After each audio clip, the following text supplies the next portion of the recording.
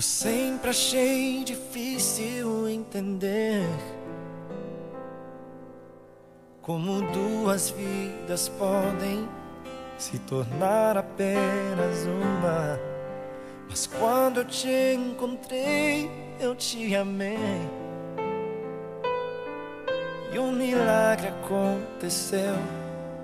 E então eu entendi que Deus tem sempre um plano para nós. É preciso paciência e ouvir sua voz. O que será que meu Deus pensava quando criou você? Acho que ele estava pensando em mim, porque me deu mais do que sonhei. Deu muito mais do que eu podia imaginar.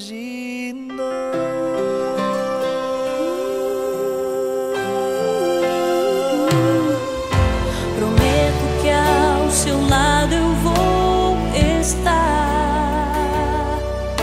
Nas horas mais difíceis eu contigo vou chorar. E onde quer que a vida te levar, o meu coração vai junto, para sempre vou te amar. E Deus já tem um plano para nós. É preciso paciência, ouvir sua voz. O que será que meu Deus pensava quando criou você? Acho que ele estava pensando em mim, porque me deu mais do que sonhei.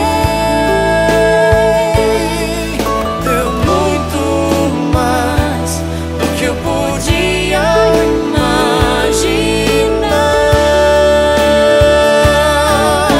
Nós dois agora Somos um e bate um só coração. juntos sempre viveremos, para sempre amaremos. E assim eu posso perceber, não sou nada sem você. Você é inspiração, move o meu coração. O que será que meu Deus pensava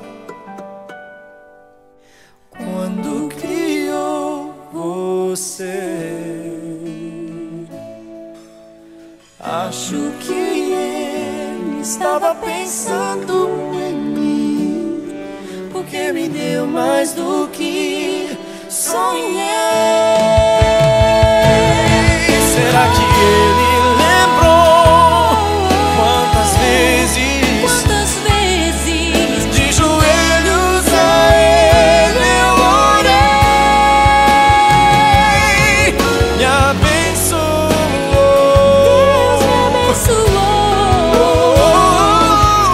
me deu você, deu muito mais do que eu podia imaginar.